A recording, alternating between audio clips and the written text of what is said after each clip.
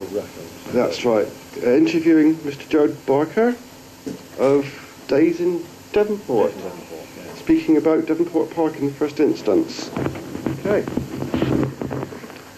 Well, as a boy of, well, not very old when the war started, having been born in 1928, the war starting, as we all know, in 1939.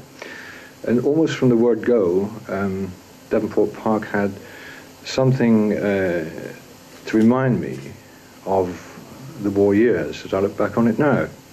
In the vicinity of the air raid shelter, I'll mainly talk.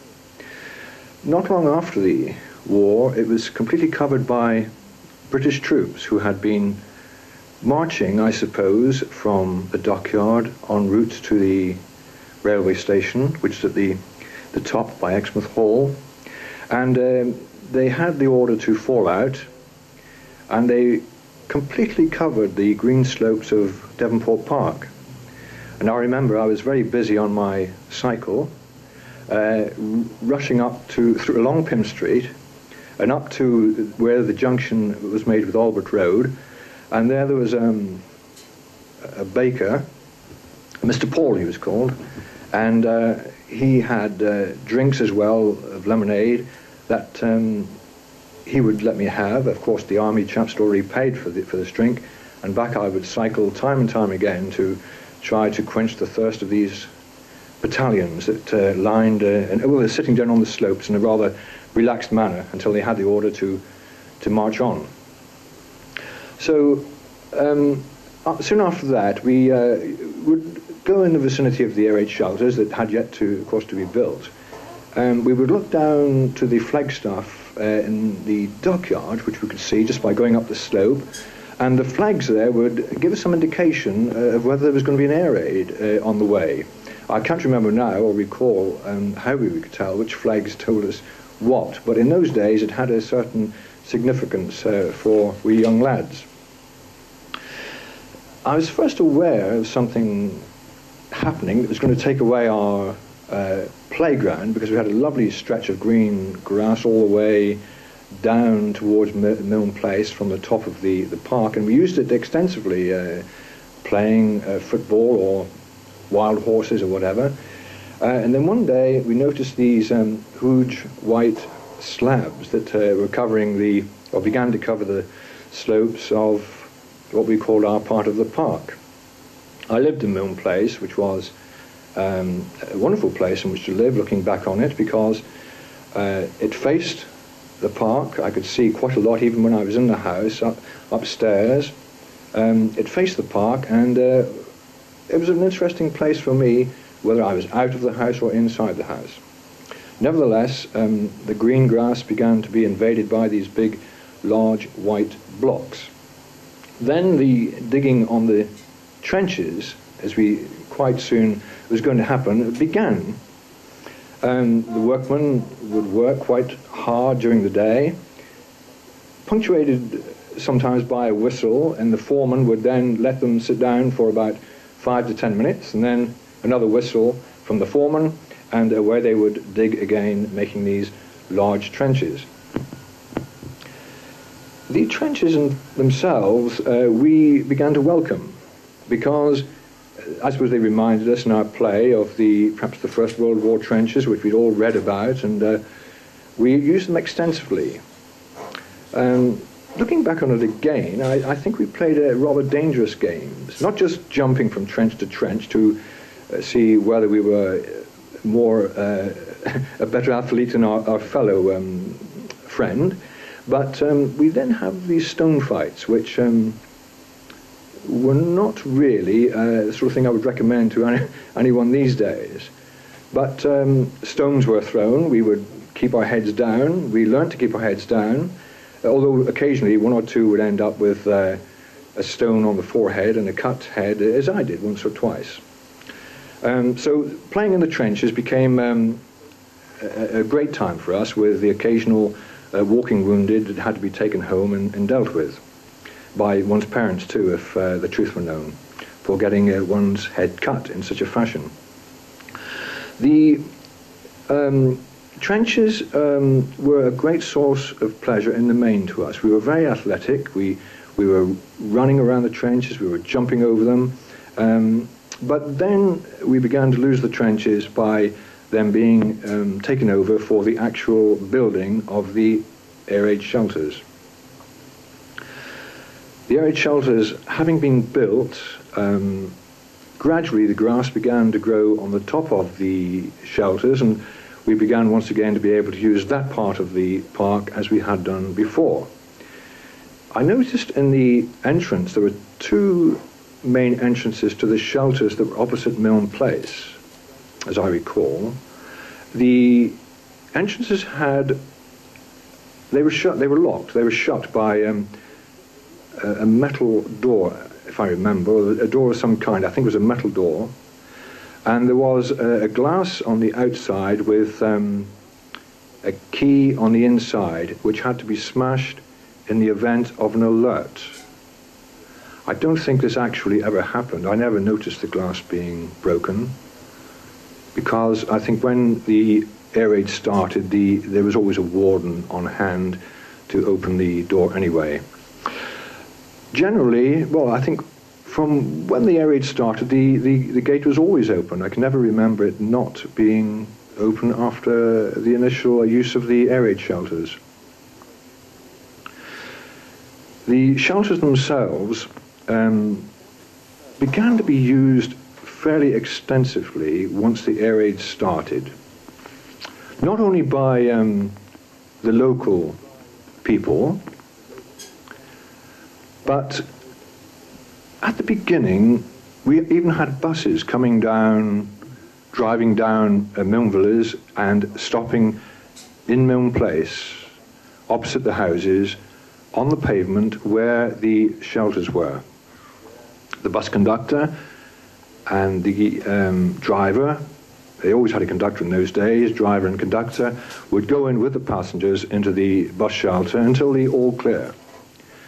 After a while, this didn't happen. The buses just continued on their way, even in the heaviest of raids. I didn't see buses down there again, except for the very beginning of the war, when, of course, we didn't know what to expect from air raids. Locals used them, but also they were used by different nationalities. I particularly remember a Free French officer, a naval officer using them. So they would be used by other people apart from the local inhabitants. You can't tell me why you would call that particular Free French officer? Why I recalled him? Well, I was always interested in the Navy. I joined the Navy when I was 15. My brother was in the Navy, older than I was. He was in submarines. My stepfather was in the Royal Navy. He was actually he was a survivor from HMS Gypsy at the very beginning of the war. So my interest in the Navy was so much that I was very interested in naval uniforms. I could tell you that the Polish sailors always seemed to be very smart, until I learned I think they had a crease that was sewn into their trousers. But that's the sort of thing I did observe, and particularly I observed this French officer. We had very few officers around that vicinity. I knew what an officer, how he would be dressed. He was one of the very few officers that I saw in that particular area at any time. So that's why I remembered him. You said in your book you recall the dust or effect of a shelter being hit. Yes. Could you talk about that, please? Yes. For quite a while, we went over to the shelters and many of the raids. We didn't always go over there, and perhaps I can explain why in a moment. But on one particular occasion, I remember sitting in the Devonport Shelter. I don't think on this particular occasion. I was sitting right down the very end of the shelter on the wooden seat. a number of my friends were with me. I'm pretty sure my parents weren't with me at that time. My father was away anyway at sea. My mother was at the other end of the shelter for some reason, while talking to friends. And my young brother was playing just by the side of me. Then I remember being on the floor, the stone floor of the shelter, wondering what I was doing down there.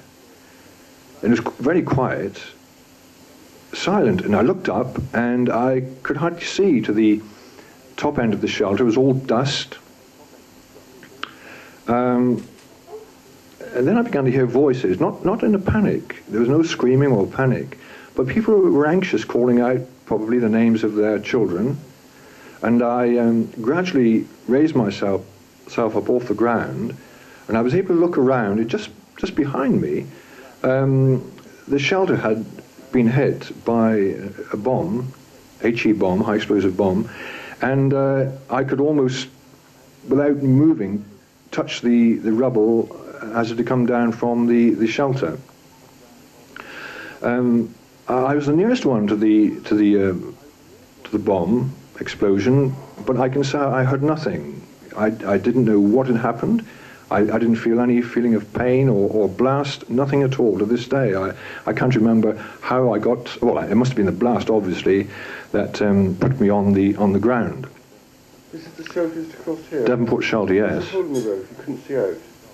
You couldn't see out, no, the whole, it was completely caved in. So what happened to that section of the shelter afterwards? Was the shelter taken back a few feet and like a partition erected? Or was it just, you know what happened? Because yes, well, I don't think they could have done very much with the shelter because there was a huge crater. This is the big crater in Devonport Park? Yes, it was a tremendous crater. And in fact, it was so big, it was one of the biggest in the park. In fact, someone said it was one of the biggest bombs that had fallen on the park. There's no one killed in that shelter. That bomb didn't kill anyone. No one was killed. If anyone had been killed, it probably could have been me. But my younger brother, fortunately, who had been playing just underneath where all the bomb hit, had just run down to the other end of the shelter, which at right angles. The alleyway was at right angles to where I was sitting in the main part of the shelter. He'd run down at right angles, and he was so far away from the bomb, I don't think he was even affected by the blast, so that was fortunate. What was the atmosphere like in the area shelter? Was it relaxed? Was it heavy, oppressive? This is on an ordinary raid. You know, was it relaxed or was it heavy? Or? No, on ordinary raids we had so many of them that we would go over there, and we knew sometimes we would be in for a long spell. But yes, there was just ordinary talking, ordinary chatter. There was only once that I remember anyone feeling any animosity towards the enemy, as you might say. And this woman stood up. She wasn't a vindictive woman. She was quite a pleasant woman, actually. And she was talking about Unity Mitford, who was one of the names linked at that time with Hitler. And she said, if that one of those German pilots parachutes down here, she said what she would do to him in no uncertain terms. But I must say that's the only time I heard anything mentioned against the enemy. Pardon? Bunks? Oh, well, there weren't no bunks to begin with. There were no bunks to begin with. But eventually, as we were getting so many raids, sometimes we'd have to spend 2-3 times in the night over in the air raid shelter. So that was home, out. Home, out. Yes. Oh yes, I mean to and fro. To and fro. In fact, yes, it did have bunks eventually over in the shelter. I never at any time myself slept in the bunk, but canteen in there? No canteen, no facilities at all. If you wanted to drink, in fact, my brother on leave, he used to hate being in the shelters because being in a submarine, being a submariner, he much preferred to be where he could, as it were, hit back. If you'd have been a visitor to the city, yes. How would you know that shelter was there? You know, you've been on a ship from Pompey, yes. And you're doing a bit of leave, you hear the air siren goes, you're in that area, that's supposed. Yes. How do you know it's there? Well, there were signs. Where were they? Well, as far as I remember, well, they would be places. We see with Exmouth Hall, for example, just up the hill from us. Mm-hmm. They had a sign, as far as I remember, pointing down. Like, they would have signs all over the place with an arrow saying air raid shelter. Right. I can remember one at the top of Devonport Hill, air raid shelter. We had an air raid warden's post just down from this area. The air raid warden's post was just at the junction of Milne Place and, as you would know, Ross Street. So there would be an indication that was an ARP post with an arrow there, ARP shelter. Do you So. have any memories of the gas decontamination building in Devonport Park? No, I don't. No, there was one. I believe there was one in Royal Naval in the Royal Albert Hospital. I think there was one there. In the park as well. Yeah, yes, there was one in the park, but I'm not. Okay. I'm not too clear about that one. You No. mentioned in your book about shrapnel. Shrapnel. Remember that, please?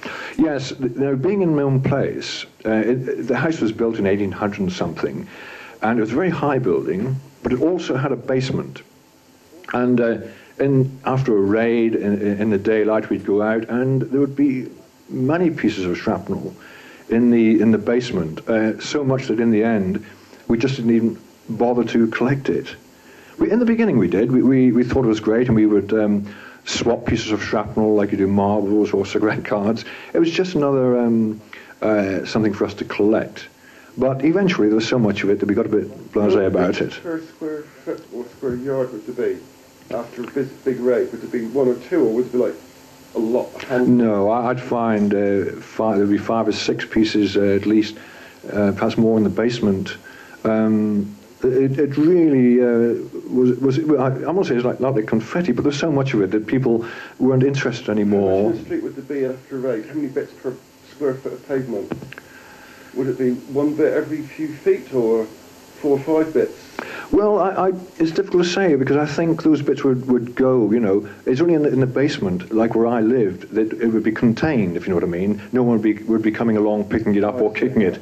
So it would be hard to say what was in the streets for me, yes. Were you a party, did you hear about the machine gun attack in Devonport Park? Yes, in fact, it wasn't actually on Devonport Park. What happened was that a raider swooped low. I was just coming out of my house in Milne Place, and I heard this plane diving, and I'd heard all about Stuka dive bombers, so, or fighters, how they could dive. And the Germans were quite fearless. They were very good pilots, really. They weren't worried about barrage balloons very much, or the wires. If they wanted to hit something, that they seemed to do it. Unlike, well, perhaps I could mention to you, but when we could see the Italians, they would be so high in the sky, you wouldn't be bothered too much about them. But the Germans were very, very determined to come down on the target. And I heard this plane swoop down. It was in daylight, and I dived flat, and I heard the machine gun going, and I heard afterwards that the German had dived on Marlborough Street, not necessarily because it was Marlborough Street to hit civilians. Probably thought it was a part of the dockyard because it was so close to the dockyard. So the target wasn't Devonport Park, because I have heard pretty good reports of finding trees with bullet splinters in them. I'm not surprised. That's probably. You can't No, I can't confirm that myself. No, it was. I thought you'd have, as a kid, you'd have been up there after those bits of bullets at the trees. It was true. Not even so. I wasn't interested in climbing trees to that extent. No. Story. No. And they didn't actually straff. Did they straff the park? Because I was told by a very good report that actually straffed. I wasn't. They may well have done, but it was. We all understood it was Marlborough Street that was straffed. Right. Of course, in the process, maybe they did straff. You know, to come down like the plane was doing. I mean, Marlborough Street, really, when you think about it, is almost a continuation. If you continued Marlborough Street down, you could almost come down by the... Could the park's altered to a certain extent now, hasn't it, a bit? Could well have been straffed, you see. Yes, you are right, the park is split in half now by the road, isn't it? The road has really... yes, you see, whereas one time the park was a bit more extensive. So I'm not surprised when people say the park was straffed and bullets were found in the park. It may well be so. You don't recall the underground ARP control centre in the Devonport Market? The Devonport Market, I used to pass there many, many times. And I've been inside the market and I've been upstairs in the market. But I understood, I've heard since a lot about the underground control there, but I wasn't aware of it at the time. We've got a plan of it, yet the ND refused to accept there's a basement to the Devonport Market. and I've got a plan of it. We've been there with PSTON, and they say, "I'm sorry, it's wrong. There is no basement here." And I'm saying, "I've got a plan of it." I mean, I would think it was most unlikely that they would have put the, the ARP control and centre on the level of the street. Basically, we've got a plan of it. Yes. Yes. We're right, but well done. Do you have any recollections of the Blockhouse here in Shelter at all? Well, yes, but not so extensively, the Blockhouse air raid shelter. There are shelters I particularly remember going in much more vividly than the Blockhouse air raid shelter. I couldn't say a great deal about the Blockhouse air raid shelter. Well, there was one in Granby Barracks. No, we used to, why I used to go there were a couple of young girls that we... It's an underground air raid shelter. Yes, it was, because the military had to have defence, civil defence, and we used to go up there, and I remember going down. It wasn't a surface shelter, certainly not. It was quite an extensive, when I say underground shelter, no, I can't remember going down steps to it, but then we didn't go down steps into the Devonport Shelter. Into the hill, That's right, into the hill. So that could have been under the parade ground, or... Well, I don't know. The parade ground was there was a reservoir, like a big reservoir, in the Granby Barracks. That's right. But to get to the shelter, you go through the main gate, as it is now. You can imagine going up, and as you go up, you would go then slightly to the left, as if you were going towards Marlborough Street, and it was in that vicinity. But you probably know about that area shelter, do you? Not in the Granby Barracks, no, that's why. I remember going around there quite a bit down there. We used to go in there, night time and whatever, Any other shelters you recall well? That I call well. There were many surface area shelters, and I can always visualise this. Yes. When you heard the air siren go, yes. Which siren do you think you were listening to? Well, when the blitz went, when the air raid started, always it was quite. The warning was completely different to the all clear. I see what you mean. Yes. We're trying to establish the position of wartime air raid sirens. Well, I know where they are today. Yes. I'm trying to tie up today with them. Yes. Well, do you think yours was? Dockyard. I would think dockyard. Yes. Yes. Yeah. Okay. Thank you.